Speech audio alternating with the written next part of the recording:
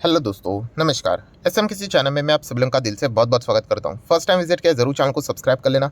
Free stock market classes इस channel को भी चाहो तो फॉलो कर सकते हो, सब्सक्राइब कर सकते हो। यहाँ पर भी बेल आइकन को हिट करके ऑल जरूर सिलेक्ट करके रख लेना। चैनल का लिंक आपको ऊपर आई बटन पे नीचे डिस्क्रिप्शन में मिल जाएगा। एंड दोस्तों, इसी चैनल के ऊपर आज के दिन जो वीडियो आया है बहुत सारे लोगों को पसंद भी आया है। जैसे कि मैंने आपको बताया था कि डीमार्ट में हम लोगों ने पीटी किया, इसका लाइव डेमो मैंने आप लोगों को प्रूफ के साथ बताया है। जरूर इस वीडियो को देख लेना कैसे हम लोग 12.5% के रिटर्न यहाँ पे जनरेट करते सेफली। तो लिंक इस वीडियो का ऊपर आई बटन पे दे दिया है। तो चलिए फिलहाल तो इस वीडियो को स्टार्ट कर लेते हैं।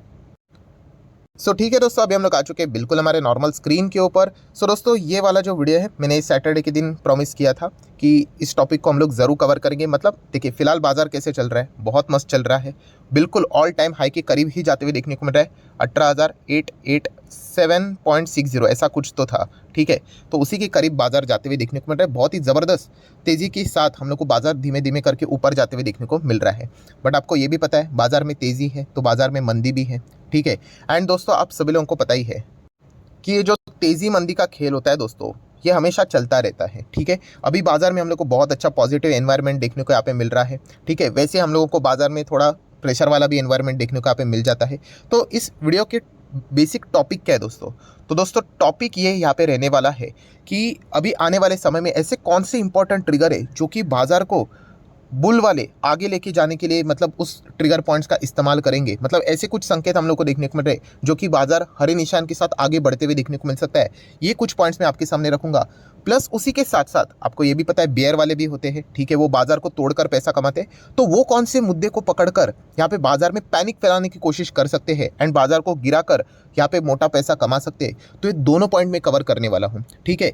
तो स्टेप बाय स्टेप चीज़ों को कवर करेंगे। तो पहला वाला पॉइंट कौन सा कवर करेंगे? ऑब्वियसली बुल वाला।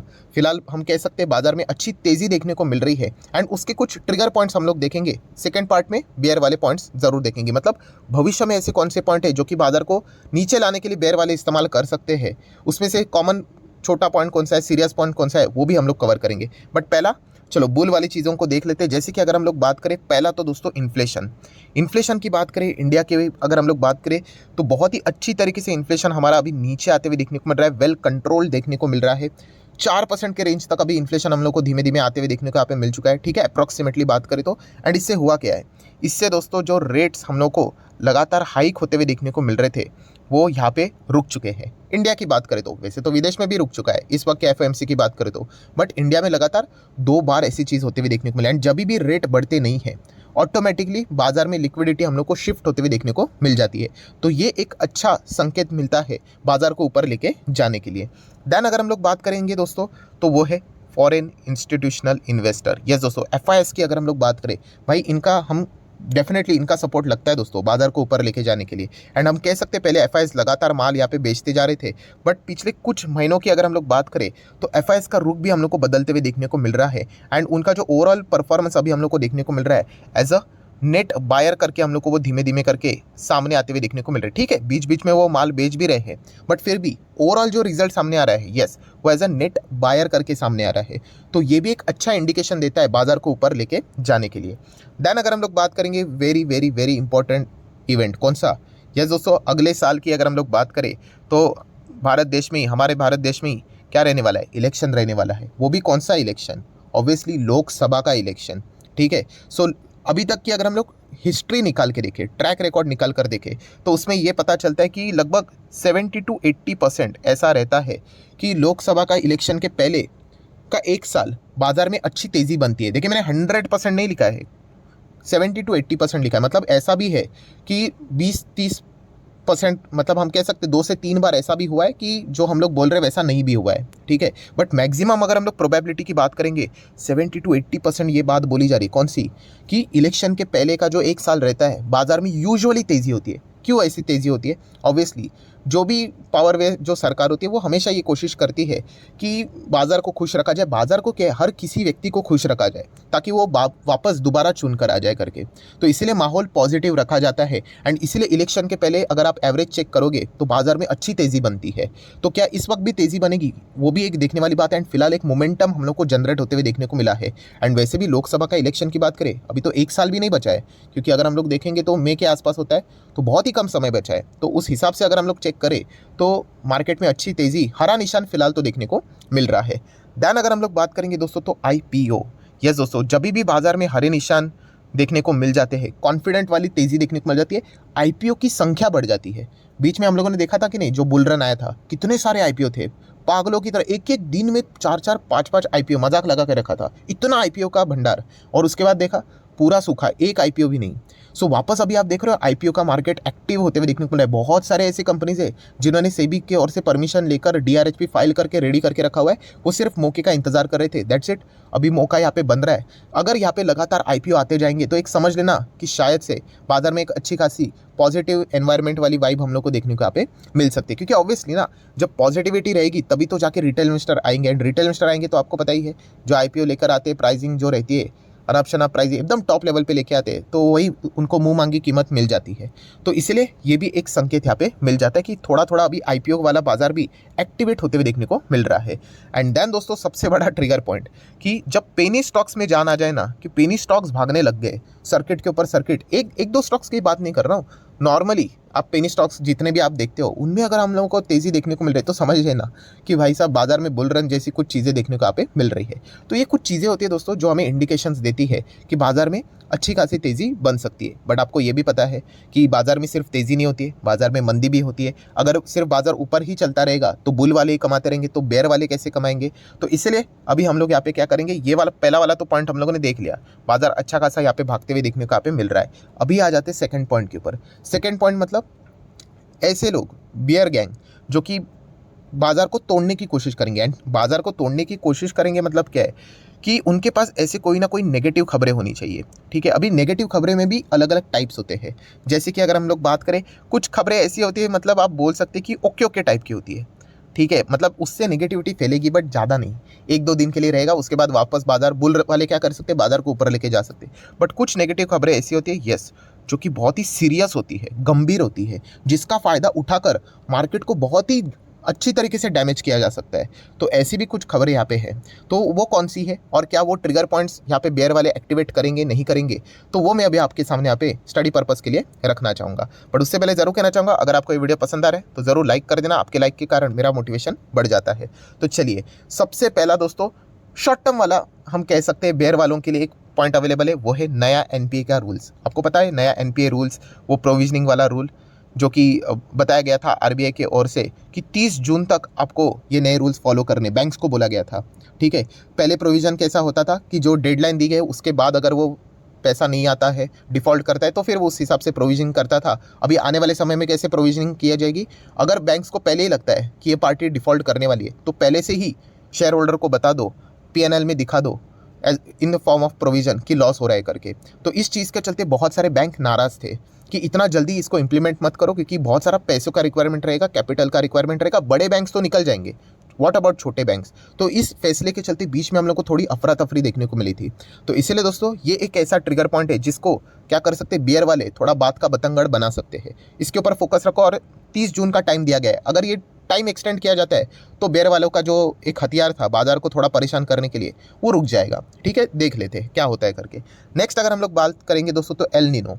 एल नीनो मतलब क्या है, अगर आप इस चैनल को फॉलो करते हो तो मैं ऑलरेडी आपको सिखा चुका हूँ। एल नीनो, ला नीना, ये होते हैं दोस्तों आईएमडी। आईएमडी मतलब जो हवामान विभाग होता है, मौसम विभाग जो होता है, वो इन चीज़ों से रिलेटेड बातचीत करता है। एल नीनो मतलब समझ लेना दोस्तों कि खराब बात मतलब सूखा पड़ेगा, या फिर बारिश होगी तो बहुत ही ज़्यादा बारिश हो जाएगी, पूरी फसल ही बर्बाद हो जाएगी, राइट। एंड ला नीना मतलब अच्छी बारिश होगी, अच्छी धूप खिलेगी। ठीक है, तो एल नीनो का जब भी जिक्र होता है ना दोस्तों, बाजार में थोड़ा बहुत हम लोग को, थोड़ा बहुत, ऐसा ही बात नहीं कि तबाही मिट जाती है करके, इसके पहले भी ऐसी छोटी मोटी चीज़ें देखने को मिली है, तो बाजार में थोड़ा सा पैनिक यहाँ पे मच जाता है। तो आप देख सकते हो इकोनॉमिस्ट यहाँ पे बता रहे हैं कि फूड इन्फ्लेशन का रिस्क हम लोग को देखने को मिल रहा है अगर एल नीनो अगर यहाँ पे बढ़ता है। तो एल नीनो मतलब क्या, जैसे मैंने कहा कि फसल बर्बाद कर देंगे। अगर फसल बर्बाद कर देंगे तो बहुत ही लिमिटेड फसल रहेगी एंड डिमांड बढ़ेगा, तो ऑटोमेटिकली क्या हो जाता है, फूड का प्राइस बढ़ते हुए देखने को मिलेगा। एंड जो सीपीआई इंडेक्स हम लोग देखते हैं उसमें हम लोग को सीरियल्स, अनाज का ही सबसे ज़्यादा कंट्रीब्यूशन देखने को मिल जाता है। फूड इन्फ्लेशन ही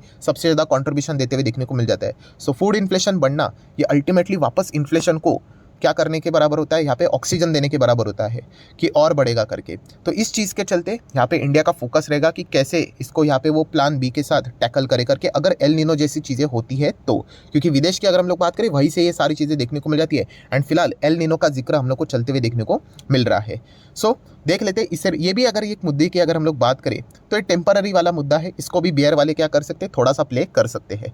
देन क्रूड ऑयल तो हमेशा एवरग्रीन मुद्दा रहता ही है, आज नहीं तो कल इससे रिलेटेड ओपेक प्लस की बैठक हो जाती है। रशिया और सऊदी अगर हम लोग बात करें झगड़ा चलता ही रहता है, वो लगातार प्रोडक्शन कट करते रहते हैं, इसके चलते क्या होता है, क्रूड के दाम बढ़ते रहते हैं। हाँ, हम ज़रूर कह सकते हैं हम लोग डिस्काउंटेड क्रूड ऑयल लेते हैं रशिया की ओर से, तो थोड़ा बहुत बर्डन हमारे ऊपर इस चीज़ के चलते कम हो जाता है। बट ये चीज़ चलती रहती है, क्रूड के चलते कोई बाजार में इतनी ज़्यादा डरने की ज़रूरत नहीं होती है।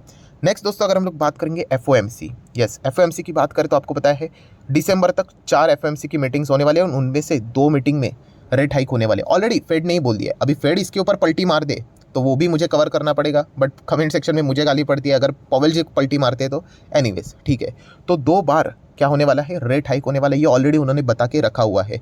तो इस चीज़ के चलते क्या हो जाएगा, हमारे बाजार में थोड़ा बहुत यहाँ पे दिक्कतें यहाँ पे हो सकती है करके। अभी इसको RBI कैसे टैकल करेगा ये एक देखने वाली बात यहाँ पे ज़रूर रहेगी। सो ये भी एक ऐसा ट्रिगर पॉइंट है जिसके चलते थोड़ी बहुत दिक्कतें हो सकती है। आई होप दोस्तों आप लोगों को समझ में आ रहा है कि कैसे बियर वालों के लिए भी मतलब कुछ कुछ खबरें यहाँ पे अवेलेबल रहती है। ठीक है, अभी मैं वीडियो बना रहा हूँ तब तक की ये चीज़ें अवेलेबल है बाजार में, बाद में क्या पता कुछ और भी खबरें उनको मिल जाए। देखिए मार्केट ऐसे ही चलता है आपको, ठीक है, दोनों इंपॉर्टेंट होता है, बुल भी इंपॉर्टेंट है, बेयर भी इंपॉर्टेंट है। ठीक है, तो बेयर वालों के लिए ये फिलहाल तो खबरें हम लोग को बाजार में मतलब देखने को मिल रही है। अभी वो इसको कितना बड़ा करके दिखाते हैं और पैनिक फैलाने की कोशिश करते हैं, ये देखने वाली बात ज़रूर होगी। वैसे देखा गया बाजार को जो चीज़ पहले से ही पता होती है ना, उसमें थोड़ा नेगेटिव रिएक्शन ज़्यादा देखने के चांसेस कंपैरेटिवली थोड़ा कम होता है। हाँ, अगर सरप्राइजिंगली अगर कोई मूवमेंट आ जाता है, मतलब ऐसी खबर आ जाती है, तो इसके चलते जो पैनिक होता है वो थोड़ा सा सरप्राइज करने वाला होता है। एनीवेज देन दोस्तों अभी आ जाते हैं इंपॉर्टेंट चीज़ की ओर, मतलब थोड़ा सा सीरियस मुद्दे की बात कर लेते हैं। मतलब ये ऐसे ट्रिगर पॉइंट है जिसको पकड़कर बियर वाले थोड़ा सा क्या कर सकते हैं, बाजार को बड़ा परेशानी देने की कोशिश करेंगे, मतलब बड़ा क्रैक डाउन करने की कोशिश करेंगे। उसमें से पहला मुद्दा है दोस्तों सीरियस की अगर हम लोग बात करें तो रशिया वर्सेस यूक्रेन। अरे सर क्या रशिया वर्सेस यूक्रेन, हो गया अभी 1 साल से ज़्यादा हो गया, बात एकदम बिल्कुल ठीक है। बट फिलहाल आपने कल की न्यूज़ सुनी, कौन सी वाली, तो आपको पता ही है रशिया वर्सेस यूक्रेन में क्या चल रहा है। यूक्रेन डिफेंसिव मोड में है एंड रशिया पुतिन की अगर हम लोग बात करें ये अटैकिंग मोड पे चल रहे हैं। एंड पुतिन की अगर हम लोग बात करें दोस्तों तो कल उन्होंने यहाँ पे वार्निंग दे दी है, कौन सी, किस चीज़ की, कि फर्स्ट रशियन न्यूक्लियर वेपन ये हम लोग को बेलारूस में डिलीवर होते हुए देखने को मिल रहा है as per the plan.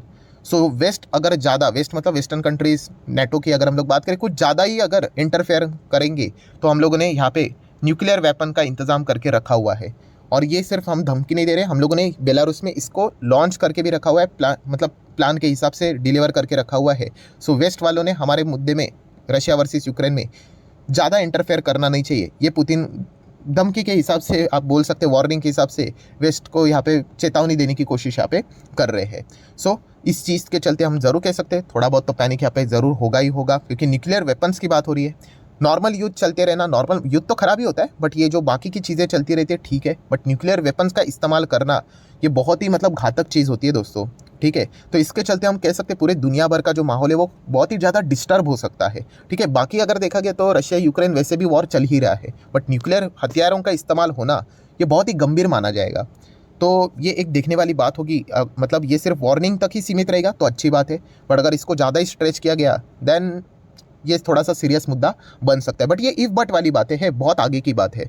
So next अगर हम लोग बात करेंगे दोस्तों ऐसा मुद्दा जो कि बहुत सारे लोग शायद से भूल चुके होंगे, एंड दोस्तों सेकंड मुद्दा है अदानी से रिलेटेड। सो दोस्तों अगेन कहना चाहूँगा हमारा कोई पॉलिटिक्स से यहाँ पे लेना देना नहीं है, बीजेपी कांग्रेस आम आदमी पार्टी, बट मैं एजुकेशनल पर्पज से रिलेटेड ये चीज़ आपको बहुत बार सिखा चुका हूँ कि यहाँ पे मैंने इसके पहले भी क्या बताया कि अभी ये जो इलेक्शन रहेगा यूजुअली हम लोगों ने देखा है कि नेशनल लेवल की 2 बड़ी दिग्गज पार्टियाँ बीजेपी एंड कांग्रेस ही देखने को मिल जाती है। एंड जैसे कि मैंने आप लोगों को बताया था कि 2008-9 में जो इलेक्शन हुआ था कांग्रेस इस तरीके से जीत के आई थी कि बाजार में अपर सर्किट लगा था, बाजार को क्लोज करना पड़ा था, इतना तेज़ भागा था।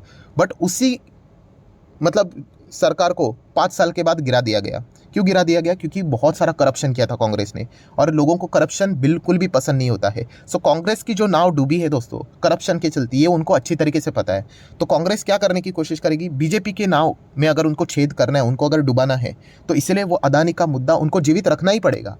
अगर वो अदानी का मुद्दे को जीवित नहीं रख पाए कौन, कांग्रेस, तो वो हार जाएगी, उनको भी पता है। तो इसीलिए दोस्तों मैं इसकी बार बार आप लोगों को बता चुका हूँ यहाँ पे कि अदानी का जो मुद्दा है वो क्या करेंगे, कांग्रेस वाले बार बार इसको उठाने की कोशिश करेंगे। सुप्रीम कोर्ट का जो अभी फैसला आएगा उसके बाद, फैसला कुछ भी है, वो इस चीज़ को बार बार लाते रहेंगे। आप चेक कर लेना इनको, क्योंकि अगर देखा गया तो वही एक ऐसा मुद्दा है जो कि बीजेपी को फिलहाल, जो रूलिंग पार्टी है, उनको बहुत ज़्यादा डैमेज करवा सकता है। एंड ये बात हम सबसे ज़्यादा कांग्रेस को खुद को पता है, क्योंकि उनकी नाव ही इसी चीज़ से डूबी थी। तो इसलिए वो कोशिश करते रहेंगे। और ये अगर मुद्दा, अगर वो बहुत ही सीरियस तरीके से अगर सामने लेकर आता है एंड इस चीज़ के चलते अगर कुछ ऐसे इन्वेस्टिगेशन जैसी चीज़ें अगर हो जाती है, ठीक है, तो फिर डेफिनेटली हम कह सकते हैं इस चीज़ का बियर गैंग बहुत अच्छा फ़ायदा उठा सकते हैं, क्योंकि बैंक निफ्टी इस चीज़ के चलते बहुत ज़्यादा परेशान हो सकता है। तो ये वाला एक मुद्दा ऐसा है दोस्तों जो कि सीरियस केस में हम लोग को देखने को मिल सकता है। सो आशा करता हूँ दोस्तों ये एक यूनिक टाइप का वीडियो था, बहुत कुछ चीज़ें आप लोगों को सीखने को मिली होगी। बुल भी है, बेयर भी है, बट जैसे मैंने आपको कहा इस चीज़ के चलते डरने की जरूरत नहीं है। हम लोग हमेशा लेफ्ट टू राइट ऊपर ही जाएंगे, बट येस वो आसानी से नहीं जाएंगे। मल्टीपल टाइम हम लोग को ऑब्स्टिकल्स देखने को मिलेंगे, राइट। कभी कोविड का ऑब्स्टिकल्स, कभी 2008 जैसा क्रैश, कभी कंसोलिडेशन फेज चलेगा ही नहीं बाजार में। तो ऐसे बहुत सारी चीज़ें होती रहेगी। तो इससे डरने की जरूरत नहीं है। डरता कौन है? जिसके पास नॉलेज बहुत कम है, जो जल्दबाजी करता है वो डरता है, ठीक है। हमें अवेयरनेस पता होना चाहिए कि पॉजिटिविटी के साथ साथ क्या क्या नेगेटिविटी है, तो हम लोग अच्छी तरीके से उसको क्या कर सकते हैं, मेंटली प्रिपेयर रह के टैकल कर सकते हैं। सो आशा करता हूँ वीडियो हेल्पफुल लगा होगा। तो चाहो तो इसको लाइक एंड शेयर कर सकते हो। एंड डिमेट अकाउंट अगर आपने अभी तक ओपन नहीं किया है तो लिंक नीचे डिस्क्रिप्शन में 25 वीडियो की लिस्ट आपको बिल्कुल फ्री ऑफ कॉस्ट मिल जाएगी। आपका नाम, कौन सा अकाउंट आपने लिंक के थ्रू ओपन किया है, प्रॉपरली कमेंट सेक्शन में मेंशन कर देना। तो हफ्ते भर के अंदर अंदर सारे लेक्चर्स मेरे साइड से फ्री ऑफ कॉस्ट प्रोवाइड कर दी जाएंगे, ताकि आप शेयर बाजार को आसान भाषा से सीख सको। So that's it, thank you very much दोस्तों। We will be meeting our next video. तब तक के लिए बाय बाय।